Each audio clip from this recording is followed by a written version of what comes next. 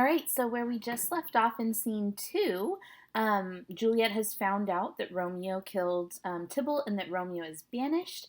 And so she is just not happy, obviously. And so the nurse says that she will go try and figure out what's going to happen and kind of figure out what Romeo plans to do. So Romeo is hiding out at Friar Lawrence's cell. So enter Friar Laurence. He says, Romeo, come forth, thou fearful man. Affliction is enamored of thy parts, meaning, man, you are very attracted to misery, and misery is very attracted to you. And thou art wedded to calamity. Yeah, you are tied to disaster. Enter Romeo. Romeo, father, what news? What is the prince's doom? What sorrow craves acquaintance at my hand that I yet know not? So Romeo at this point doesn't even know what his fate is. He can probably guess that it's not a good fate, but he left before he heard the prince's edict, so he doesn't even know. Friar Laurence, too familiar is my dear son with such sour company. I bring thee tidings of the prince's doom. Romeo, oh, what less than doomsday is the prince's doom?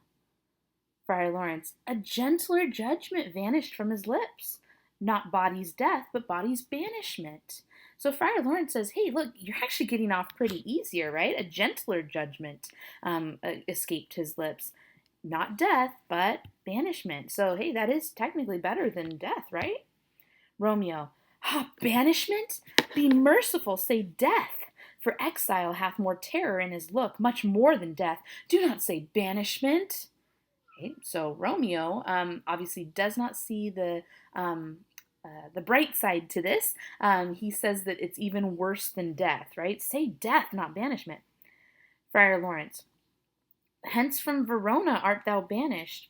Be patient, for the world is broad and wide.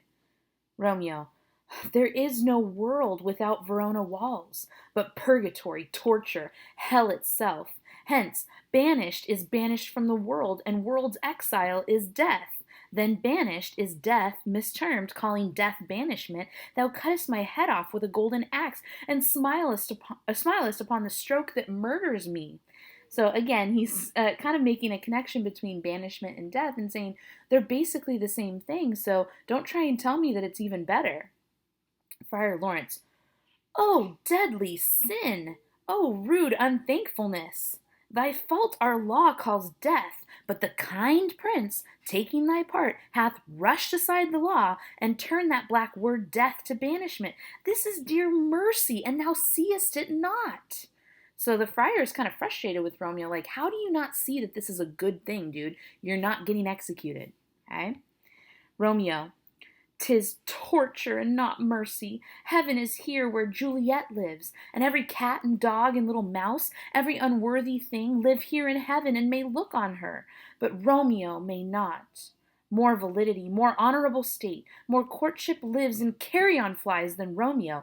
They may seize on the white wonder of dear Juliet's hand and steal a mortal blessing from her lips, who even in pure and vestal modesty still blush, as thinking their own kisses sin. But Romeo may not. He is banished. Flies may do this, but I from this must fly. They are free men, but I am banished. And sayest thou yet that exile is not death? Hadst thou no poison mixed, no sharp ground knife, no sudden mean of death, though never so mean, but banished to kill me? Banished? Oh, friar, the damned use that word in hell. Howlings attend it. How hast thou the heart, being a divine, a ghostly confessor, a sin absolver, and my friend professed, to mangle me with that word banished? Okay, Romeo is being really dramatic here, but real quick, let's go back. It says, every cat, every dog, every little mouse, and then he even says flies. He says they are in better standing than I am because they can live within Verona's walls. They can interact with Juliet. So his big punishment here is not so much having to move from Verona to somewhere else. It's having to move from Verona to somewhere else and not being able to see Juliet. He said again that a cat and a dog and a mouse and even flies are in a better position than he's in. So he does not, again, see the bright side in this, and the friar is kind of frustrated with that. Friar Laurence. Thou fond madman, hear me but speak a word. Romeo. Oh, thou wilt speak again of banishment. Friar Laurence. I'll give thee armor to keep off that word. Adversity's sweet milk, philosophy to comfort thee, though thou art banished. He says, just give me a chance. Let me talk to you. Let me talk you through this. Romeo. Yet banished? Hang up philosophy. Unless philosophy can make a Juliet, displant a town, reverse a prince's doom, it helps not, it prevails not. Talk no more. Again, Romeo, very, very dramatic here. Friar Laurence. Oh, then I see that madmen have no ears, meaning you're just not listening. Romeo. How should they when that wise men have no eyes? Meaning you're not seeing what's really the problem here. Friar Laurence. Let me dispute with thee of thy estate. Please, give me a chance to explain how good this is. Romeo. Thou canst not speak of that thou dost not feel. Wert thou as young as I, Juliet thy love, an hour but married, Tybalt murdered, doting like me and like me banished, then mightest thou speak, then mightest thou tear thy hair and fall upon the ground as I do now, taking the measure of an unmade grave. Knocking within. Friar Laurence. Arise, one knocks, good Romeo, hide thyself. Romeo. Not I, unless the breath of heart-sick groans, mist-like, enfold me from the search of eyes. It's kind of a tricky one, but he basically says, I won't hide unless you count the cover of the mist from the tears that surround me. Oh, I love his drama, man. He is like drama queen of this. So knocking, some more knocking. Friar Laurence. Hark, how they knock. Who's there? Romeo, arise, thou wilt be taken. Stay a while, stand up. Knocking. Run to my study, by and by. God's will, what simpleness is this? I come. Knocking. Who knocks so hard? Whence come you? What's your will? The nurse, she showed up from within. Let me come in, and you shall know my errand. I come from Lady Juliet. Friar Laurence. Oh, welcome then. Enter the nurse. Nurse. Oh, holy friar, oh, tell me, holy friar, where's my lady's lord? Where's Romeo? Friar Laurence. There on the ground, with his own tears made drunk. Nurse. Oh, he is even in my mistress's case, just in her case, meaning they're doing the same thing right now, being completely dramatic and totally in tears and, bawling on the floor. Oh, woeful sympathy, piteous predicament. Even so lies she, blubbering and weeping, weeping and blubbering. Stand up, stand and you be a man, for Juliet's sake, for her sake, rise and stand. Why should you fall into so deep an O? Meaning an O like a sigh, like, oh, okay? Romeo, nurse. Nurse. Ah, sir, well, death's the end of all. Romeo. Spakest thou of Juliet? How is it with her? Does she not think me an old murderer, now I have stained the childhood of our joy, with blood removed but little from her own? Where is she, and how doth she, and what says my concealed lady to our cancelled love? Nurse. Oh, she says nothing, sir, but weeps, and now falls on her bed, and then starts up, and Tybalt calls, and then on Romeo cries, and then down falls again. So again, basically telling him that she's losing it. Romeo. As if that name shot from the deadly level of a gun, meaning I know that what I've done has probably deeply upset her. My name has become to her like a piercing bullet. Did murder her as that name's cursed hand murdered her kinsman. Oh, tell me, friar, tell me, in what vile part of this anatomy doth my name lodge? Tell me that I may sack the hateful mansion. And he draws his sword.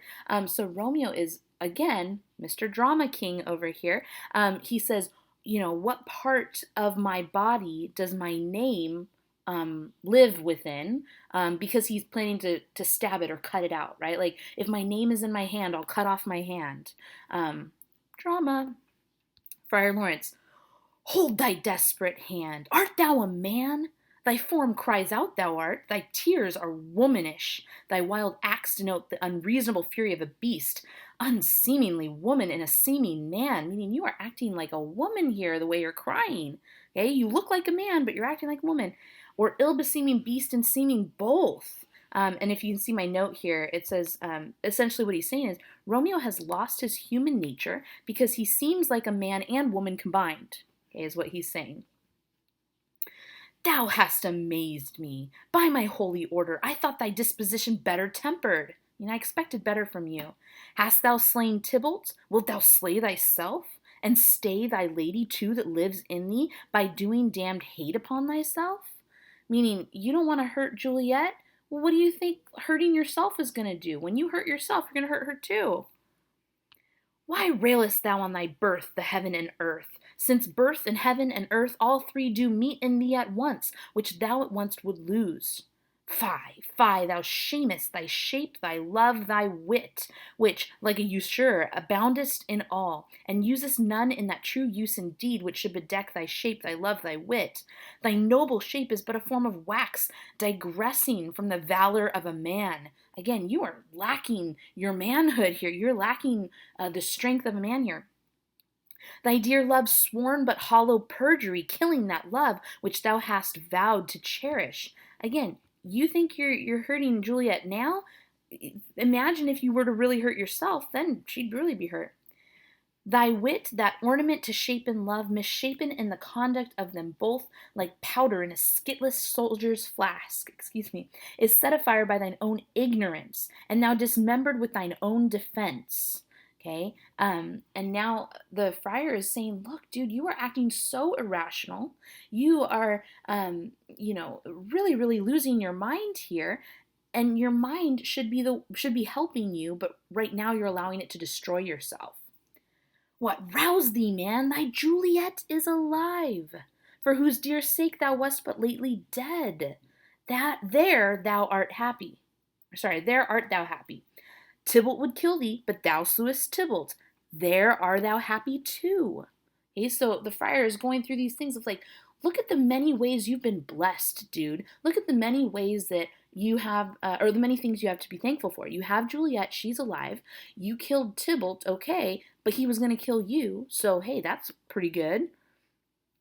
The law that threatened death becomes thy friend and turns it to exile. There art thou happy, right? You're not dead. You're just simply exiled.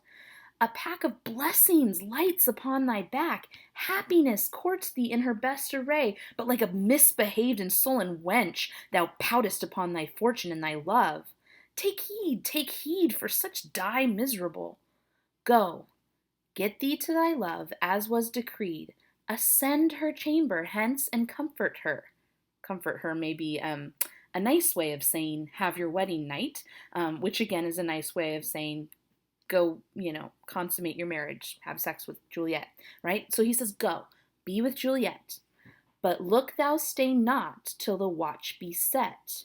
For then thou canst not pass to Mantua, where thou shalt live, till we can find a time to blaze your marriage, reconcile your friends, beg pardon of the prince, and call thee back within 20,000 times more joy than thou wentst forth in lamentation.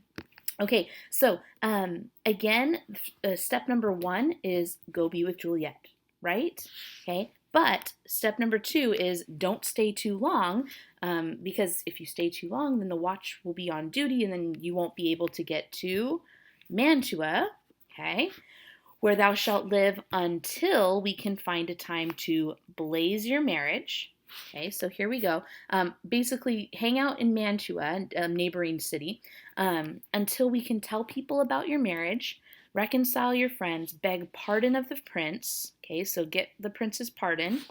Okay, and then call thee back. So that's kind of 6, with 100,000 times more joy than thou wentst forth in lamentation. Go before, nurse, commend me to thy lady, and bid her hasten all the house to bed, which heavy sorrow makes them apt unto. Romeo is coming. Okay, which goes back to number 1 here, right? Okay, Romeo is on his way. All right, so the friar has kind of laid out a plan. Like, you go be with Juliet tonight, go consummate your marriage, make it official there. Okay, and then after that, you're going to hide out in Mantua until we can kind of settle everything here, and then we'll call you guys back, and you guys can live happily ever after. Nurse. Oh, Lord, I could have stayed here all the night to hear such good counsel. Oh, what learning is! My Lord, I'll tell my lady you will come. So the nurse feels pretty good about this.